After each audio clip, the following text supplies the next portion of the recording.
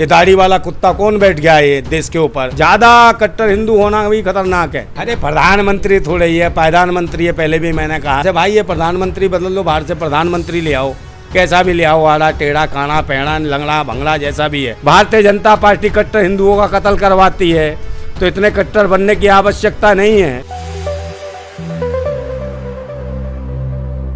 नमस्कार, आप देख रहे हैं सोशल न्यूज़। मैं आपके साथ मोहम्मद अकरम। लगातार देश में विवाद बढ़ता चला जा रहा है। जिस तरीके से बीजेपी पार्टी के प्रवक्ता जो है निकल के आ रहे हैं, मेंबर्स निकल के आ रहे हैं, आईटी सेल के कुछ निकल के आ रहे हैं, वो लगातार विवाद पे विवाद पैदा करते हुए चले जा रहे हैं। अब हाल ही में फिर एक अरुण यादव नाम के शख्स हैं जो बीजेपी के हरियाणा के आईटी सेल के मेंबर थे, जिन्होंने एक बयान दिया जिसके बाद लगातार फिर एक बार हिंदू मुस्लिम होता हुआ दिखाई देता नज़र आ रहा है।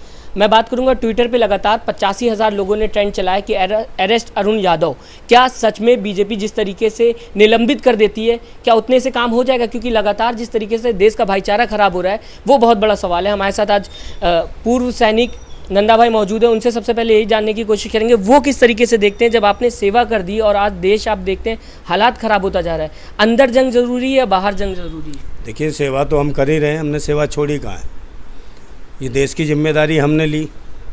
जब हम स्कूल में पढ़ने जाते थे, तो जब हम स्कूल में जाते थे प्रेयर होती थी, प्रार्थना होती थी, तो हमारे स्कूल के मास्टर वगैरह सब ये कहते थे, पूछते थे बच्चों से कि देश की सेवा कौन करेगा, कौन करेगा, कौन करेगा। तो हम बच्चे सारे कहते थे कि देश की सेवा हम करेंगे, हम करेंगे, हम करेंगे।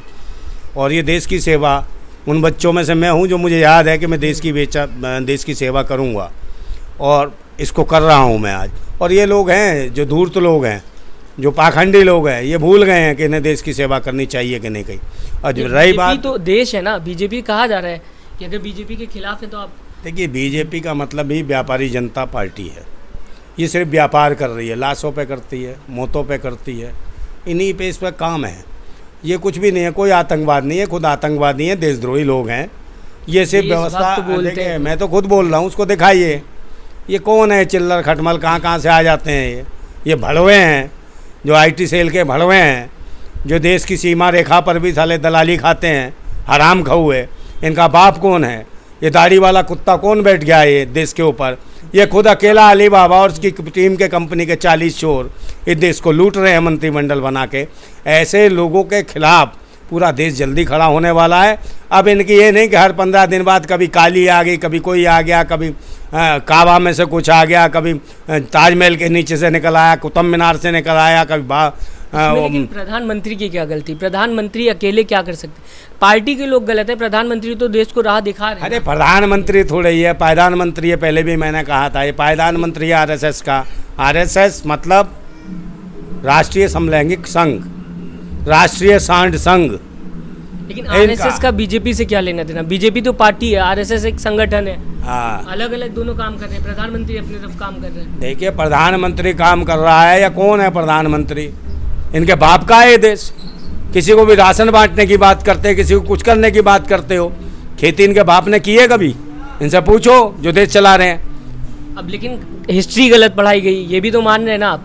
जब आपको हिस्ट्री गलत पढ़ाई जाएगी, जब आपको चीज़ें गलत पढ़ाई जाएंगी, तो बीजेपी आ रही है वो सही कर रही चीज़ों। देखिए, हिस्ट्री तो ऐसी है। अभी उत्तर प्रदेश में देखा हमने कि 9वीं कक्षा में पाठ्यक्रम में एक ऐसा कार्य किया गया इन्होंने 9वीं कक्षा में कि बाबा भीमराव अम्बेडकर को उनमें से ये कह दिया कि इस आदमी ने संविधान ही नहीं बनाया, बाबा भीमराव अम्बेडकर ने।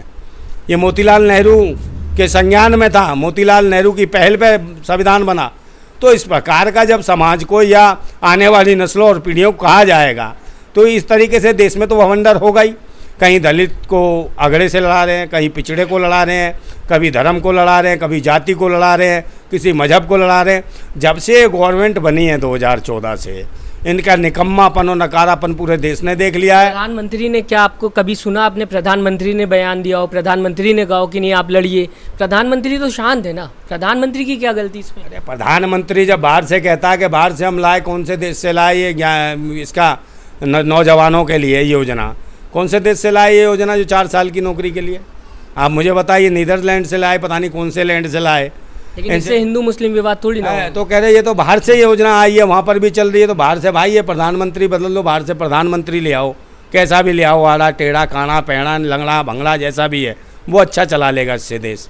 मगर ये देश के नाम ऊपर कलंक है, ये प्रधानमंत्री नहीं है, ये देश के ऊपर कलंक है, एक टुकड़े टुकड़े गैंग भी तो आ रहे हैं, टुकड़े टुकड़े गैंग की गलती, विपक्षी पार्टी ने देश बर्बाद किया, कई ऐसी बातें, ये भी तो प्रधानमंत्री कह रहे हैं, उस पर भी तो ध्यान दीजिए ना। कौन टुकड़ा टुकड़ा गैंग है? लोग आ रहे हैं जो आंदोलन करते हैं, किसान आंदोलन में देखिए मेरे बात सुन लीजिए, किसान आंदोलन में टुकड़ा टुकड़ा गैंग था, आतंकवादी थे, देशद्रोही थे।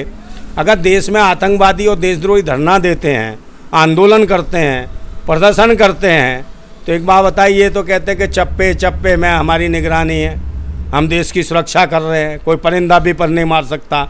और इनके शासन काल में यहाँ पर आतंकवादी देशद्रोही किसान बन के आंदोलन कर जाते हैं, तो इसका मतलब कौन है? इसका मतलब यहाँ का शासक नकारा, निकम्मा, नालायक, हरामखोर है, उसको तुरंत देश की कुर्सी से इस्तीफा दे देना चाहिए, क्योंकि उसको यही नहीं पता कि उसके शासनकाल में देश की राजधानी के अंदर आतंकवादी देशद्रोही प्रदर्शन कर रहे हैं, धरना दे रहे हैं। ध्यान नहीं रहता होगा, अभी अमित शाह की एक फोटो आई थी, वायरल हो रही लगातार, उनके पीछे एक शख्स खड़ा था जो आतंकवादी पकड़ा गया जम्मू कश्मीर में। अब ध्यान, अब किस किस के साथ वो ध्यान दे, कौन कौन उनके साथ में खड़ा हुआ है? आतंकवादी आ रहे हैं, क्या करें वो? आतंकवादी हो, जब पहले ही क्रिमिनल टाइप के लोग गृह मंत्री होंगे तो उनके रिश्ते, ये स्वाभाविक है, आतंकवादी देशद्रोहियों से जरूर रहे होंगे।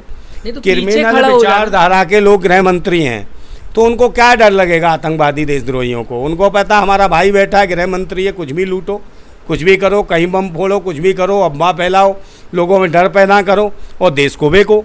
इनका काम है देश बेचने का। ये देश बेच रहे हैं, देशवासी नहीं जागे तो ये देश बिक जाएगा, बहुत बुरी स्थिति होने वाली है। बदुआ गुलामी, ऐसी बदुआ गुलामी होगी जो हजारों हजारों बरस लग जाएंगे इस देश की आज़ादी के लिए, पता नहीं कितनी शहादतें देनी पड़ेंगी। अब रही उस हिंदू मुसलमान की बात, हिंदू मुसलमान की बात करते हैं। आप जैसा जानते हैं, ये जो अभी बीच में हुआ था, ये कहाँ राजस्थान में जो हुआ, किसको मरवाया? कन्हैया को। कन्हैया कौन था?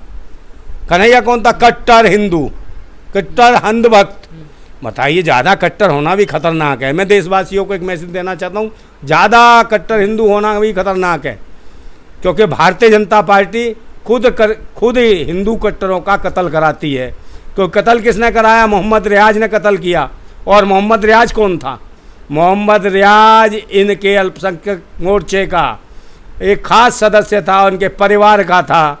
उसी प्रकार से इनके परिवार के हैं, जैसे इनके जीजा शहनवाज हुसैन हैं, फूफा मुख्तार अब्बास नकवी हैं। हो सकता है इसका भी पता लगाएं, ये भी किसी का जीजा और फूफा लगता होगा भारतीय जनता पार्टी के आदमियों का, जिसने ये कत्ल किया कन्हैया का।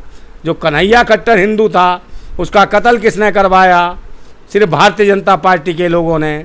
भारतीय जनता पार्टी कट्टर हिंदुओं का कत्ल करवाती है, तो इतने कट्टर बनने की आवश्यकता नहीं है। आप एकदम देशभक्त बन जाओ, राष्ट्रभक्त बन जाओ, जिससे अपने अधिकार, जो शिक्षा, स्वास्थ्य, रोजगार, सुरक्षा जैसी मूलभूत समस्याएं हैं, उनसे हम निजात पा सके। दूसरे नंबर, अभी देख रहे हो 18 तारीख के बाद जो स्थिति क्या होने वाली है, जो खाद्य पदार्थ हैं देश के, जो खाने पीने की चीज़ हैं, जो आटा है, तेल है, चीनी है, चावल है, इस पर सरकार टैक्स लागू कर रही है। पहली देश की ऐसी सरकार है जिसने नमक तक पे टैक्स लिया, जिसके लिए महात्मा गांधी ने एक आंदोलन किया था, नमक आंदोलन, और उन्होंने सत्याग्रह किया था उस आंदोलन के लिए, जिसके लिए देश के क्रांतिकारियों ने एक आंदोलन किया, सत्याग्रह किया। उस नमक पे ये कहा कि हमारे देश का नमक होगा, जो नमक तो खा सकेंगे, मगर उस नमक पे भी इन्होंने जीएसटी लगा दी है। तो ये तो नमक हराम लोग हैं और ये देशद्रोही हैं, आतंकवादी हैं, और इनसे बड़ा आतंकवादी देशद्रोही कोई नहीं है। चैनल को लाइक, शेयर एंड सब्सक्राइब करें और बेल आइकन दबाना ना भूलें।